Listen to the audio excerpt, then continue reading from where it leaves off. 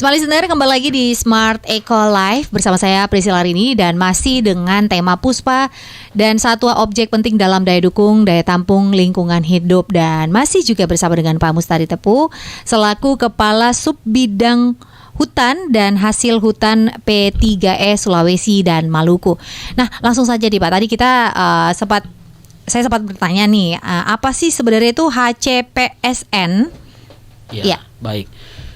Makasih Mbak Priscilla. Ya, jadi HCPSN itu adalah Hari Cinta Puspa dan Satwa Nasional. Biasanya diperingati setiap tanggal 5 November. Hari ini jatuh pada hari Jumat ya. Baik. Nah, nanti itu. Nah, ini dasarnya adalah Kepres nomor 4 tahun 93 tentang bunga dan satwa nasional. Nah, itu ditetapkan pada tahun 93 oleh presiden kita waktu itu, yaitu Bapak Presiden Soeharto.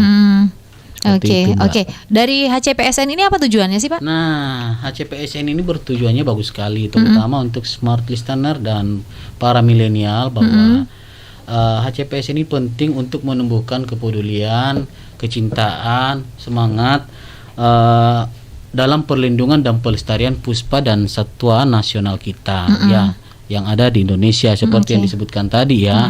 Di Sulawesi Selatan aja itu misalnya ada babi rusa, ada anoa, ada makaka, ada tarsius, ada rusa, rangkong. Ini harus kita cintai. Kalau bukan kita yang mencintai, itu siapa lagi kan gitu ya. Betul. Dan saat ini dengan HCPSN kita harapkan itu terus tumbuh kepedulian seluruh anak bangsa dalam pelestarian dan perlindungan puspa dan satwa nasional khususnya, seperti itu. Oke, kalau kegiatannya apa aja Pak? Nah, untuk HCPSN ini kan biasanya diadakan oleh pemerintah dan para volunteer atau relawan yang memiliki kecintaan atau ketertarikan terhadap flora dan fauna nasional.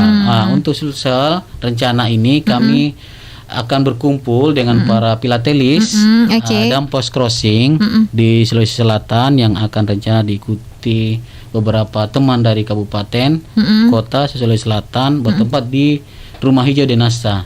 Oke. Nah, ngomong-ngomong soal filatelis ini, Smart Listener, Pak Mus ini adalah salah satu seorang filatelis yang ada di Makassar ya. Iya, saya salah seorang filatelis dan juga post crossing. Saat ini telah memiliki ribuan koleksi postcard ya dari seluruh dunia.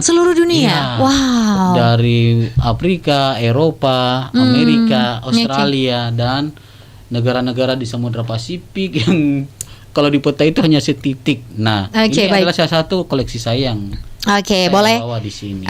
Smart Listener, kalau mau lihat koleksinya, kita juga live di YouTube dari Smart FM Makassar. Di sini Pak Pus menunjukkan koleksinya ya. Ini hanya sebagian nih ya Pak ya. Ini kan keanekaragaman burung di dunia. Betul. Ada di dalam album ini.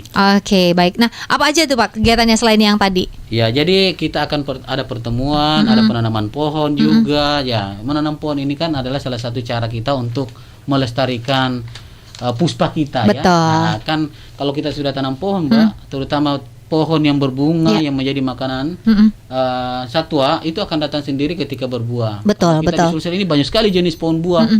Terutama biti misalnya, itu salah satu pohon yang disenangi burung, terutama burung kutilang. Itu setiap berbuah pasti akan ada. Jadi tidak usah memelihara burung di sangkar ya Mbak ya, tapi cukup menanam pohon, burung itu akan datang dengan sendirinya. Dan saya sudah mencoba membuktikan dari rumah atau di sekitar rumah kita sendiri, tanam pohon di sekitar rumah kita. Iya, seperti itu. Baik. Nah, Pak, karena kita juga terbatas oleh waktu nih ya, karena sedikit lagi juga kita akan selesai. Yang terakhir nih Pak, apa yang kemudian ingin dihimbau kepada masyarakat untuk menjaga puspa dan juga hewan dalam kehidupan kita secara singkat? Disilakan Pak Mus. Halo Smart Listener di seluruh wilayah Indonesia, terutama yang ada di Kota Makassar. Saya menghimbau untuk setiap orang mencintai puspa dan satwa nasional kita. Ya, kita adalah negara yang memiliki keanekaragaman hayati terbesar ketiga di dunia, sehingga sudah saatnya Mari kita bersama-sama menjaga puspa dan satwa kita. Misalnya yang kecil aja, bawa tumbler dari rumah, ya, tidak menggunakan plastik atau botol kemasan, karena itu akan menyebabkan pencemaran bagi lingkungan kita. Kemudian tidak menebang pohon, tanam pohon lah semestinya, karena kita tahu pohon itu adalah penyuplai sumber kehidupan, sumber oksigen juga bagi kita. Oke, baik. Itu. Oke, baik. Sekali lagi terima kasih banyak kami ucapkan kepada Insinyur Mustari Tepu, SHUT MSc IPM, selaku Kepala Subbidang Hutan dan juga Hasil Hutan P3E Sulawesi dan Maluku. Terima kasih atas kesediaannya juga bersama dengan kita di Smart Eco Life kali ini. Mudah-mudahan apa yang disampaikan dan dibagikan kepada seluruh Smart Listener ini bisa menjadi ilmu dan juga membawa manfaat untuk kita semua. Baik, Smart Listener, saatnya kami mau pamit undur diri dulu. Terima kasih atas kebersamaan Anda. Saya Priscilla Rini, pamit dari ruang dengar Anda. Selamat sore, selamat beraktivitas dan sukses selalu untuk kita. Ya, salam lestari.